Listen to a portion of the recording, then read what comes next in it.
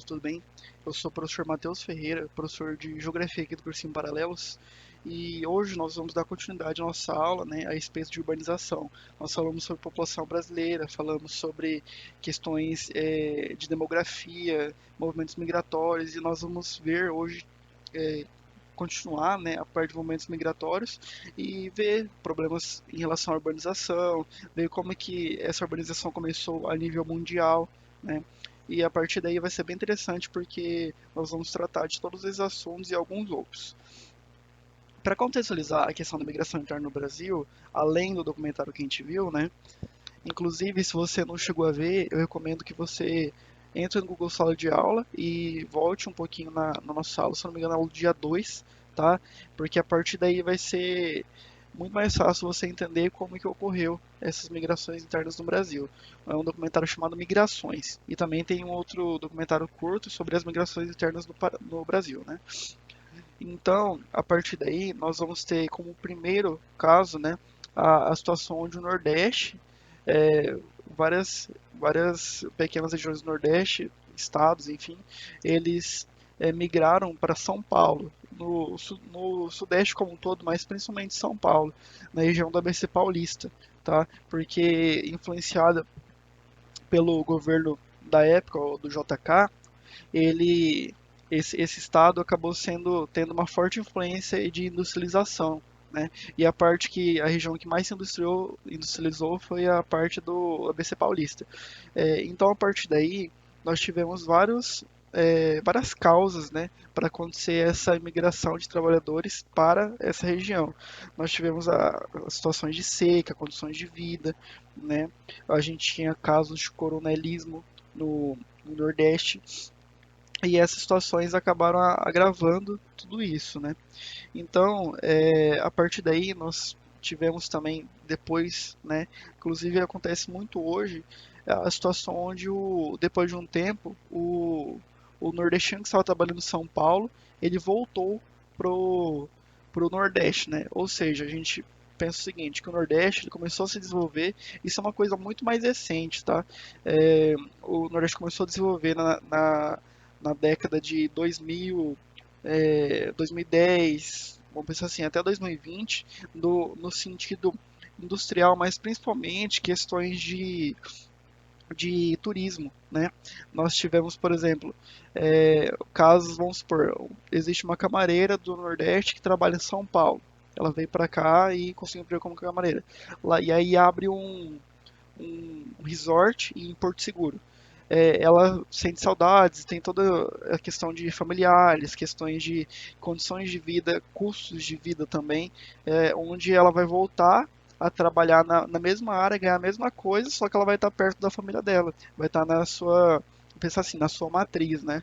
E, enfim, diversas outras situações, questões que a gente vai ter daqui a pouco, mas questões onde a gente viu, por exemplo, casos de pessoas que vinham trabalhar na colheita de cana, né?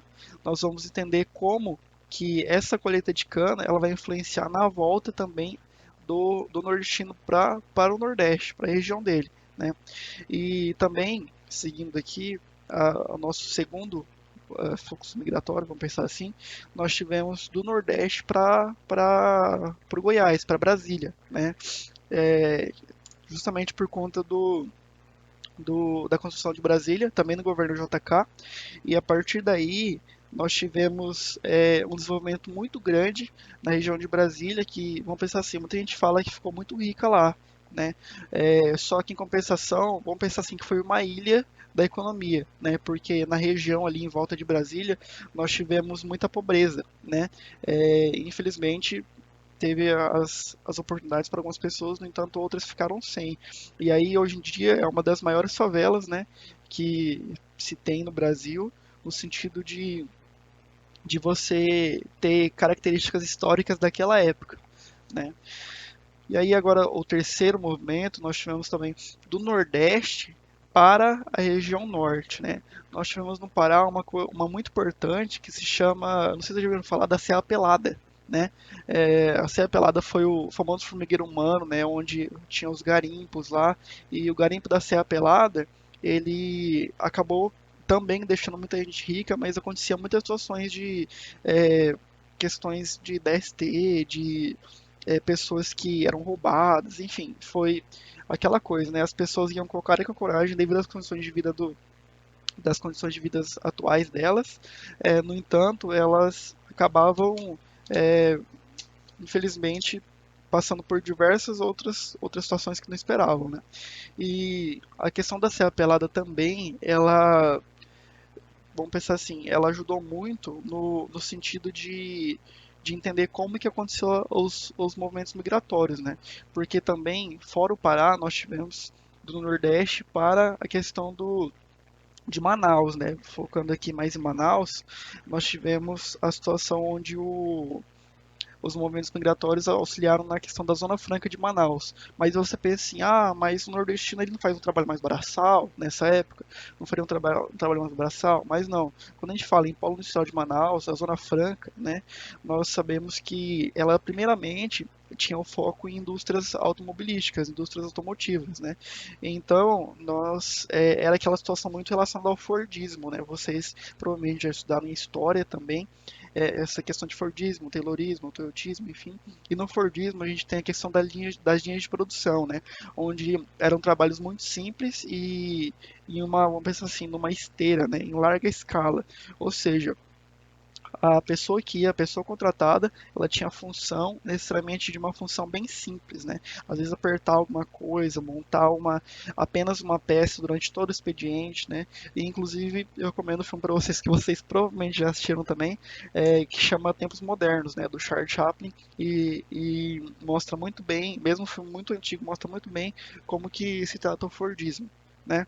E aí para finalizar, nós tivemos a parte sul, né? Mas aí você pensa, pô, mas a parte sul não é uma região que foi desenvolvida muito bem e tal, não sei o quê, mas são fatores econômicos, tá? São oportunidades que as pessoas tiveram de ir para o centro-oeste, no sentido de a gente teve, a partir depois de todas as migrações, questões relacionadas à interiorização, né, das pessoas, vamos pensar assim. Ou seja, surgiam muitas oportunidades relacionadas a terras, a comprar terras no, no centro-oeste, cultivo de gado, né, tudo isso.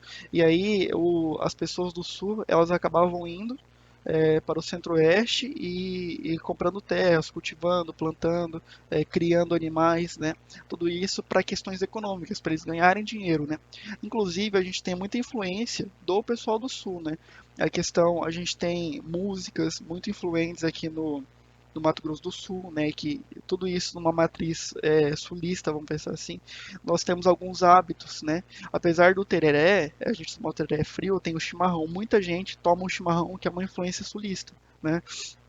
Ou seja, você acaba criando traços, né, adquirindo traços das pessoas que estavam aqui na época que permanecem até hoje. Assim como todas essas migrações internas no Brasil deixaram registros. Por exemplo, a gente tem muitas pessoas no Pará que são do Nordeste, né? Nós temos, em questão de São Paulo, nós temos rádios nordestinas, nós temos bairros, nós temos muitas comidas típicas, né, músicas que são muito influentes no Brasil todo, porque o Nordeste em si a gente pode falar de uma forma bem simples que o nordestino ajudou a construir o Brasil, né? Porque em todas as migrações sempre eles aproveitavam a oportunidade para realmente sair da situação em que se encontravam. Então, quando você vê isso em diversas estudos, redes sociais, se trata disso, né, das movimentos migratórios que os nordestinos se encontravam. Então, retornando aqui à parte do sul, a gente teve essa parte dessa fronteira agrícola, né, disponível para o Brasil todo, só que quem mais se motivou disso foi o sul. Inclusive, nós tivemos outras áreas que foram também para o centro-oeste, no entanto, o mais expressivo foi a região sul. E aqui não está uma seta, mas depois que toda essa região aqui ela foi ocupada, né, nós temos aí vários latifúndios, né, que estão em nome de pessoas que não moram aqui, mas sim na própria região sul.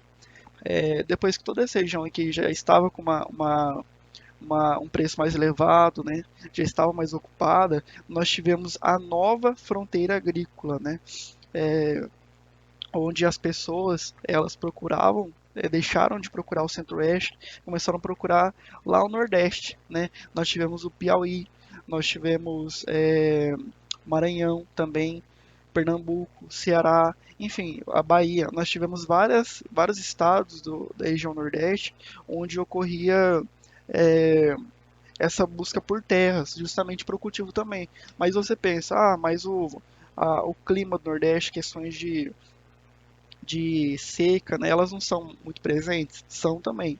Mas com a tecnologia, inclusive para o próprio Centro-Oeste, houve algumas situações onde as sementes elas foram mudando, né, a questões dos transgênicos. Então, nós tivemos a soja, que ela foi um produto que ela foi adaptada do sul para a região centro-oeste, porque o clima a gente tem que levar em consideração que são climas diferentes, né? E a partir daí essa soja, esses alimentos transgênicos, né, que foi a soja, a questão de cana-de-açúcar, milho, né, eles foram adaptados para se comportar e suportar outras regiões do Brasil, né? Porque a gente tem esse país que em questão de dimensões continentais e vários climas dentro dele, né? Então, a partir disso, depois a soja ela foi adaptada novamente para a região Nordeste, o que foi uma adaptação muito mais simples, porque questão de tecnologia e também a gente pode falar, não é igual, tá? Mas a gente pode falar que o clima da região Centro-Oeste é muito mais parecido com alguns locais da região Nordeste, né? No sentido de adaptação é muito mais simples do que da região sul. Vamos pensar assim, Rio Grande do Norte para o Ceará, é muito mais difícil você cultivar produtos semelhantes, né?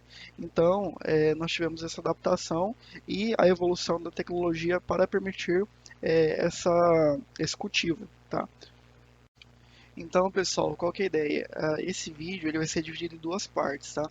Em relação à urbanização, nós estamos vendo desde o começo, né, das nossas aulas comigo, de geografia, e no entanto, eu gostaria de dividir, a aula vai ser daqui a pouco, e na segunda parte, aí sim a gente vai ver aquele conteúdo que foi falado antes no início desse vídeo, né? No sentido de falar sobre questões de urbanização a nível Brasil e mundial, né? As primeiras cidades. Vai ser uma passagem rápida no sentido da minha fala, tá? Mas que eu acredito que vai ser bem tranquilo para vocês entenderem. E aí eu também vou deixar os vídeos lá para vocês, que aí sim ele vai falar bem tranquilo. Por quê? Que eu vou falar bem rapidamente. Porque eu vou deixar os vídeos e tudo isso vocês vão ver também em história, tá? Eu não sei se já viram, mas se não viram, vão ver ainda. Então, as questões das primeiras cidades, tudo isso também já foi trabalhado um pouco com o Rafael na situação do capitalismo, do vídeo sobre capitalismo, né? Porque, por exemplo, ele falou lá sobre as questões do comércio, né? Tudo isso a gente tem os primeiros traços de comércio, por exemplo, no sentido das primeiras cidades, está tudo interligado. Vocês vão ver tudo isso na próxima aula certinho, mas já deixo adiantado para vocês que vai ser uma aula bem tranquila, bem sucinta. E tudo que vocês vão ver, além disso, vai ser o que eu vou indicar para vocês via vídeos ou falar lá no WhatsApp para vocês, tá? No grupo. Então, qualquer dúvida, eu estou à disposição e até daqui a pouquinho na próxima aula.